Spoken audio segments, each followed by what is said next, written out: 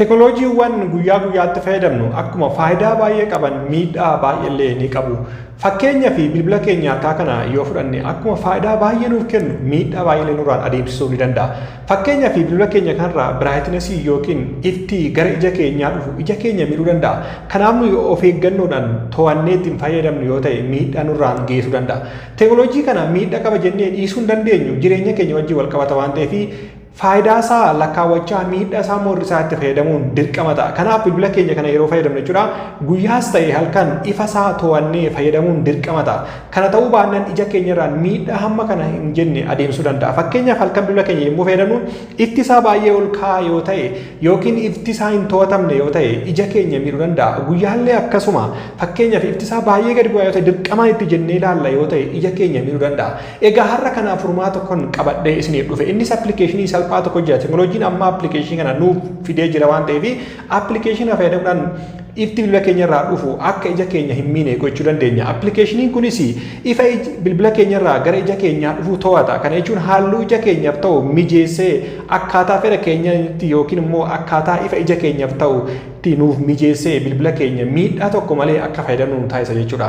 Kana jechuun fakkeenyaaf halkan bilbila keenya yommuu fayyadamnu ifaasaa kalarii ija keenya ta'u yookiin halluu ija keenya ta'u akkasumas ammaawuntii ifaa bilbila ija keenyaaf ta'u irratti to'annee akka nuyi miidhaa tokko ija keenyarraan osoo hin geessin akka itti fayyadamnu nu taasisa jechuudha. Baay'een keenya halkan dukkana keessa teenyee fakkeenyaaf yommuu rafnu faaguu gannee bilbila keenya ni fayyadamu. Inni kun immoo miidhaa baay'ee nurraan adeemsa. Kanaaf obboloota koo kana isin gorsuu barbaadu appilikeeshina buufadhaa ta'u yeroo hundumaayyuu bilbila keessa irraa ifa gara ija keessanii dhufu to'adhaatoo itti fayyadama. Guyyaallee akkasuma yommuu bilbila keessan fayyadamtan ifti isaa gadi bu'aa yoo ta'e dirqamaan itti jettanii hin ilaalina. Appilikeeshina buufadhaatoo ifa isaa ol dabalaa akka isiniif to'atamutti itti fayyadamaa isiniin jechuun barbaada. Kana ta'uu baannaan akkaatti ifa bilbila keenyaa to'annee hin fayyadamnu taanaan yeroo booda dhiibbaa cimaa nurraa deebisee akka nuyi tasuma bilbila kana iyyuu hin fayyadamnu gochuu danda'a waan ta'eef of eeggachuun ammumarraayyuu dirqamadha jechuudha. Maaliif namoonni umrii gad aanarra jirtan fa'aa fuullee ijaa yookiin aayigilaasii fayyadamuun namatti ulfaata waan ta'eef appilikeeshinaan bilbila keessan ifa isaa to'adhaatoo agartuu ija keessanii eeggadhaa isiniin jechuun barbaada. Egaa appilikeeshinii kana liinkiin isiniif kaa'ee irraa deemaa buufadhaa. Namoonni viidiyoo kana karaa feesbuukii ilaalaa jirtanii liinkii isaa gubbaa barreeffamaarra yookiin immoo koomentiirra jalqaba irratti ni argattu. Akkasumas immoo karaa yuutuubii namoonni ilaaltan jechuudha diskiripshinii booksii keessaa yookiin immoo koomentiirra jalqabarraa liinkii appilikeeshinaa ni argattu. Liinkii appilikeeshinaa tuqaatoo buufadhaa itti fayyadama. Akkaataa itti fayyadama isaa immoo waliin itti fufnee ilaalla waan ta'eef gama viidiyoo taa'uutaan isin dabarsa turtii gaarii. Kabajamtoota hordoftoota keenya egaa appilikeeshinii liinkirra isiniif kaa'e erga buufattanii booda kinoo ishee kana fakkaate jechuudha appilikeeshiniitiin egaa akka buufattaniin booda ni bantu jechuudha. Egaa erga bantanii booda kun amma pro moodii isaa waan ta'eef akka kanatti isin gaafata asitti kaansel kan jettu tuqxanii egaa appilikeeshiniin kun maallaqaan bita waan ta'eef pro isaa bilisaan isiniif dhiyeessera. Kana ta'uu baannaan pileessoo irraa buufatta yoo ta'e ji'a ji'aan maallaqa kafaltan malee appilikeeshina fayyadamuun tasuma hin danda'amu jechuudha. Egaa erga bantanii booda akka kanatti agriimantii yookiin walii galtee isin gaafata isa agrii jettu sanarratti ni tuqxu. Sana booda ammallee itti fuftanii agriimantii itti aanu isin gaafata asabilitii irratti jechuudha agrii jennaani. Amma bani jedha asii egaa banuudhaa fi asabilitii keessatti parmiishinii kennuufii qabna ooppiin kan jettu kana tuqnee jechuudha. Kinoo asitti gad harkisnee installed application kan jettu kana keessa dhufnee sana booda kinoo asirratti naan jalqabaa kanarratti ni banna. Sana booda of kan jedhe ta'ee kan on goona asii hayyama nu gaafata. Egaa amma banneera application jechuudha. Kun akkaataa itti fayyadama isaa nutti hima. Egaa asitti next jettanii fixuu ni dandeessu. Egaa kun akkamitti akka fayyadamtan sitti agarsiisa. Egaa kinoo appilikeeshina buuseen jira. Jalqaba irratti kanan taasisuu qaba si bani kan jiru on kan jiru irrattan tuqa jechuudha. Egaa amma banamee jira. Erga banameen booda akka barbaadetti ifa bilbila kanaa to'achuu danda'a. Fakkeenyaaf amma bilbilli kun osoo hin to'atamin kinoo ifti isaa amma kana dabalee jira. Egaa appilikeeshina fayyadamuudhaaf fakkeenyaaf bilbila ija kiyyaaf kan ta'u akkanatti to'achuu danda'a. Fakkeenyaaf kinoo isin ija keessan laalaa jechuudha. Ija keessaniif kan ta'u kalarii kam yookiin sadarkaa paarsantii meeqarratti ifti ija keessaniif akka komfort ta'e yookiin akka mijate adda baafachuu dandeessu. Ani fakkeenyaaf naannoo kanatti fayyadamuu nan danda'a jechuudha.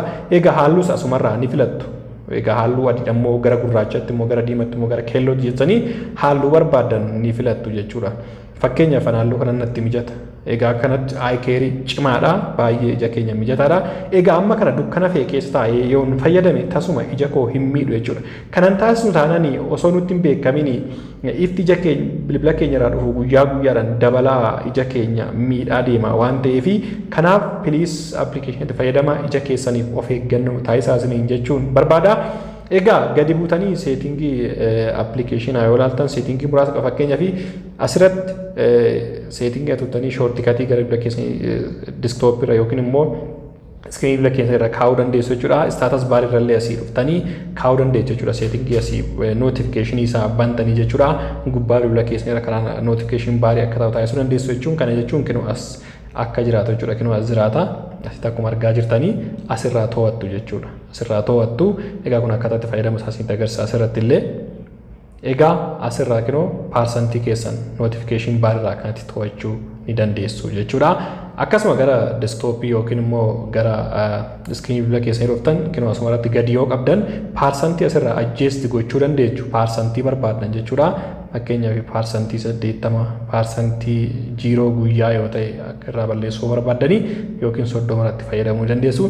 Egaa appilikeeshiniin baay'ee nama dinqa baay'ee hojii ajaa'ibaa hojjeta baay'ee ija keenyaaf akka of eeggannoo taasisa jechuudha.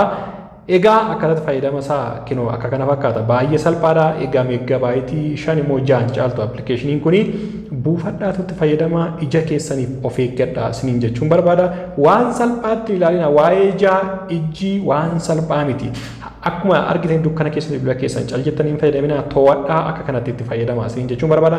Kana ta'uu waan yeroo booda ija keessan isin miidhuu danda'a waan ta'eef booda immoo hojii takka miidhamnaan duubatti deebisuu yookiin ristoor gochuun waan hin danda'amne waan ta'eef ammumarraa of eeggannoo taasisaa isiniin jechuun barbaada. Appilikeeshiniin kun fayyadamni isaa baay'ee salphaadha. Itti fayyadamaa bilbila harkaa qabdoota appilikeeshinii qabaattu malee iskiriinii bilbila kee to'attu malee bilbila kee of eeggannoo fayyadamuun baay'ee ulfaata waan ta'eef itti fayyadami isiniin jechuun barbaada. Egaa barnoonni koo har'aa kana fakkaata. Yoo jaallattan namoota birootiifis sheer godhaa namoonni viidiyoo kana karaa feesbuukii ilaaltan jechuudha. Hiriyoota keessanis gahaa waliin gaasaniin jechuun barbaada. Laayik godhaa akkasumas immoo namoota biraa akka ga'u kanaaf barnoonni koo har'aa kana ture yeroo gaarii naaf qabaadha.